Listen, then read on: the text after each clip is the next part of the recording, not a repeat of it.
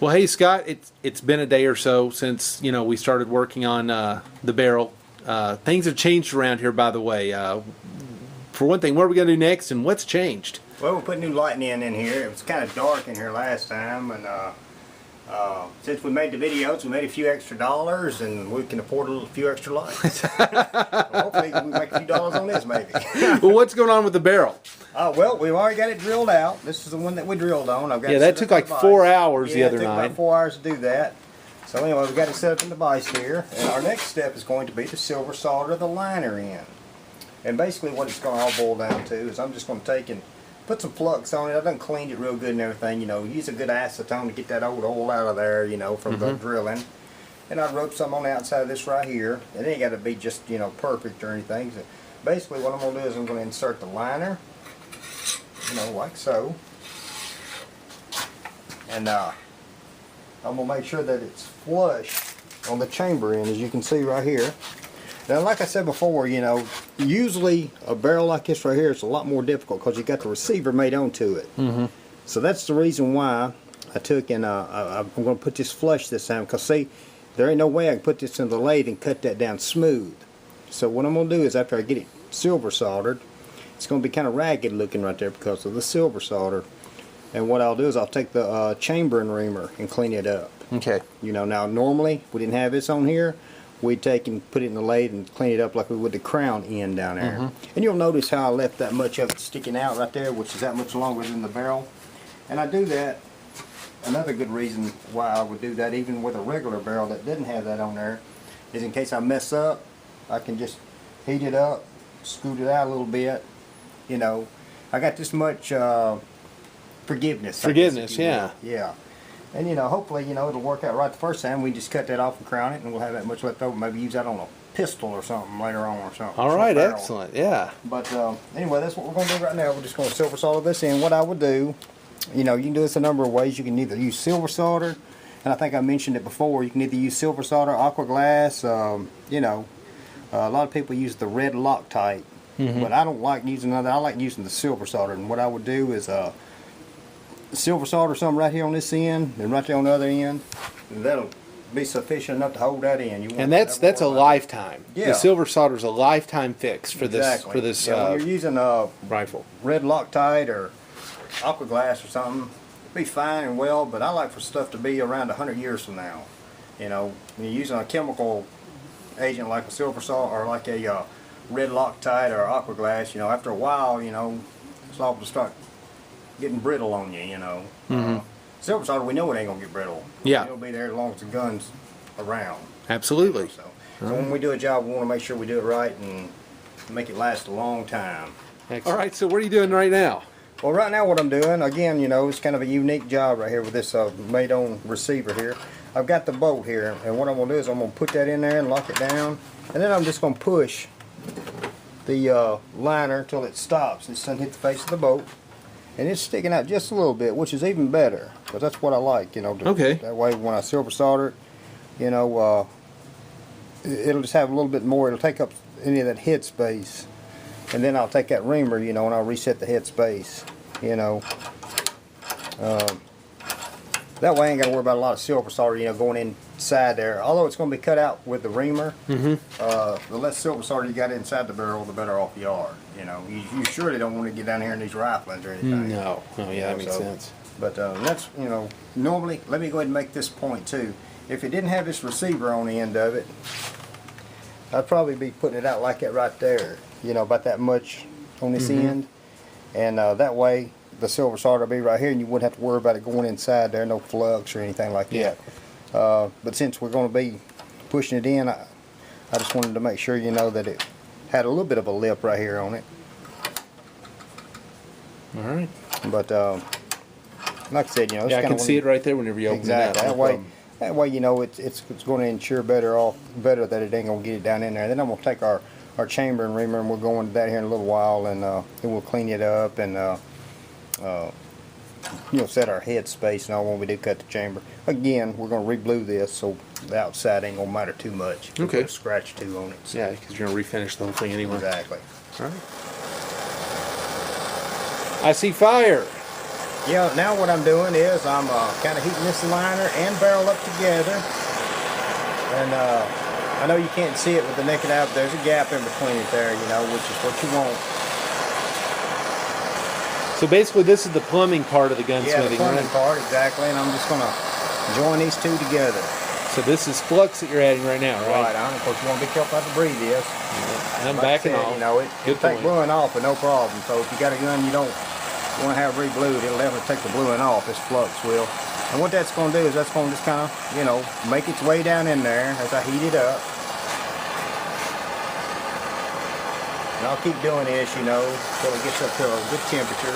Now, folks, make sure you're holding your breath while you're watching this video. Yeah, you don't want to breathe this stuff. I'm sure it's not good for you.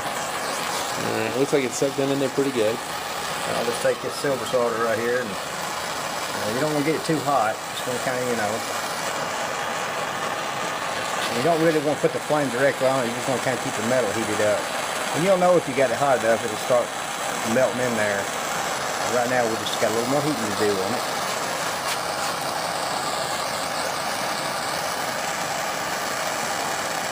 See how that's doing? Yep. And it's sucked right down in there. Sort of like sweating copper pipe together. Yeah. You know, in plumbing, I guess it's kind of sort of the same principle.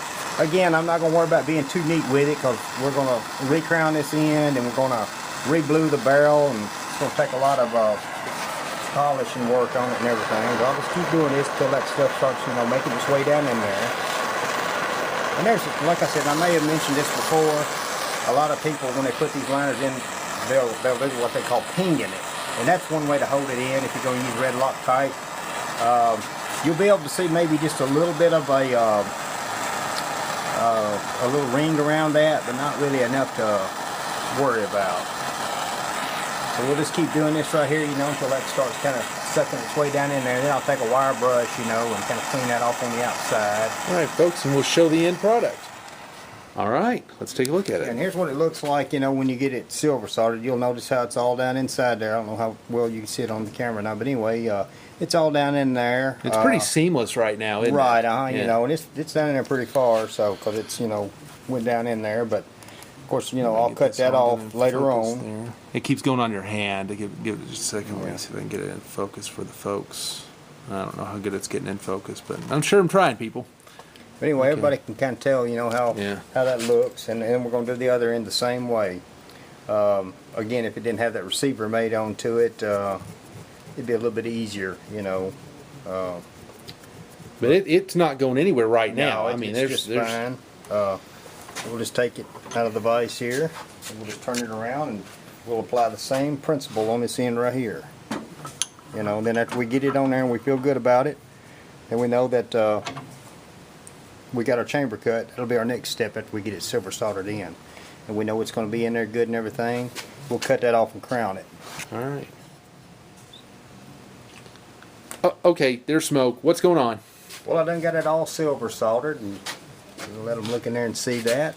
You see the little ring around there. Of course, that's sticking out just a little bit, just like I showed you before. Got a lip on it. Now I'm basically just cooling it down with oil, you know. Now I'm getting ready to cut the chamber. And so that's WD-40, right? Basically, that's what it is, yeah. Okay. And it just and all it's doing is just cooling it down. You know, I make sure that I got a good silver solder inside there. You know, same on this end right here. And then we'll start cleaning it up. And like I said, we're gonna re-blue this, so it don't matter about the outside. We're gonna smooth this all back out, and I just want to make sure that liner's there to stay, and it is. Yeah. So we'll cut our chamber before we finish this in right here, in case we have a mistake. We can just heat it up and, you know, slide it on out a little more if you have to. You know, that's the plan, right? kind of give yourself a little bit of forgiveness there. You know. I heard that. Yeah. Okay. Anyway, we'll get set up for our next step and show everybody the process with that. All right. They can see we've swapped places. Now I'm over on the other side of the room. So what are you about to do? Yeah, now we're over here in the chamber department. Okay. And basically what it all boils down to is we're going to cut the chamber next. We've got some good cutting oil here, you know, from Brunel's. Yeah. We got a chamber from Brunel's, you know. They you know, sell the best tools. And basically what I've done on this right here is, you can tell again, you know, we got this receiver here. So normally I wouldn't have to put this little extension on here. But in this case here we're going to have to, so I can reach up in there, you know, and I put it on a T-handle. And this is an operation that's better left done by hand because it's kind of a delicate operation. You know, and I'll kind of walk us through it. You know, you'll put your magic tap on it real good. We'll make kind of a mess, so you want to make sure you ain't got no firearms around that get tripped on. And you just basically put it up in that chamber. You mean this isn't the only job you're doing right now, Scott? No, there's a few other ones in here. But you just basically make sure it stays straight. See how it's doing? Mm-hmm. And just light cuts. Okay, I'm going to back up a little bit and let folks see. You're really just using your fingertips on this, Yeah, aren't you? I mean, it won't take much at all. It's a real delicate operation. And, of course, if we get in too deep with it, we'll just heat it up, take it out, start all over. And the more you do it, the better you're going to get at it. Now, see that there's like a lip here on the cutting tool. Yeah, what we'll do, this is a 22 long rifle, reamer. Mm-hmm. And we'll just keep cutting it until it gets all the way up in there. And we'll just probably cut a little while, then we'll tune back in, like we did when we were drilling. It won't take that long to do this, but you just want to make sure that you drill a little bit and then kind of come out. And another thing I want to point out too is when you're using these reamers right here, let me clean it off so I can show you better and I can tell you, because if you like me, you'd rather see it. Clean that real good and then just blow that right there. Blow the chips out. And what I'm going to do is I'm going to get a patch. But I wanted to show everybody this right here while we're doing it. And this is something you want to remember about your reamers. A lot of people do this without even thinking. And we'll go ahead and go through the process and I'll demonstrate. Just, do your cutting like this right here. Make sure that you go in the cutting direction at all times. When you stop, like I'm fixing to do, a lot of people want to turn the reamer the other way. You don't do it. You keep turning it as you're pulling it out like that. Okay? So you cut, you pull out in, right. in don't, the don't cutting ever go direction. In the opposite direction. Don't cut and then go the other way, because what happens is it dulls your reamer. Oh, That's okay. just a little tip I want to throw in. I know they used to get on me all the time about that. It's a bad habit. So always, even when you're cutting for screw-in choke tubes or whatever, and you're using them reamers in one of the previous videos, you just want to make sure you're always in the same direction. Well, when you're drilling wood or something, it's okay to back it out, right? I mean, something like a drill bit, you could, but when it's cutting reamers right here, because of the way they are, if you turn them the opposite direction, it dulls them for some crazy reason, So anyway, don't want that to keep happen. doing this, and as we get in a little bit deeper, we'll just keep tuning in. All right. All right. So the reaming is finished, and what are you doing now? Well, it's not completely finished yet. Now what we're going to do now is we're going to put the go and no-go gauge, which is going to set our chamber. Okay. And you got to use a little common sense with it, But anyway, you don't want to really use no live bullets in there, no live rounds. No live rounds. Got it. Set your go and no-go. So we'll set that aside. But anyway, I got the go gauge. You can get these from Brownells is where I got these. I'm seeing a pattern here, Scott. Brownells. Yeah, well, I want to make sure they stay in business, because as long as they're in business, I know I'll be in business, because I'll be able to get it too. But anyway, we got our no-go gauge in there, or our go gauge, and you'll see it don't close down, okay? Which is what we want. So what we're going to do now is take this out. Okay. And we're going to take the reamer right here. You need to blow it off a little bit. We'll make sure clean them chips off of it. That doesn't run a patch to it. And now this right here is where you just got to barely hit it. Yeah, because you were real close on that go gauge, right? And you'll notice how that shoulder's already on it. That's what's going to cut your go and no go. So just barely. Now you putting pressure on that as you do it? Just ever so slightly. I mean, not much at all. Okay, so I can see it cutting. I don't know if it's getting on the camera, but we can definitely that right there is what's going to determine whether we got to heat it back up and cut it all out and do all that again. So that's why we want to make sure we hit it right the first time. That makes sense. I'll run a patch through it, kind of clean the shavings out. They got a lot of shavings in there. And here's our go gauge again, and it's marked go. Same procedure, and you keep doing this until this thing closes on it. And it's got to close just perfectly. Just about, I like to make mine a little snug. we'll do that again. Same procedure. And don't be stingy with the oil. You want to make sure you got plenty of oil because I want this room to last a long time.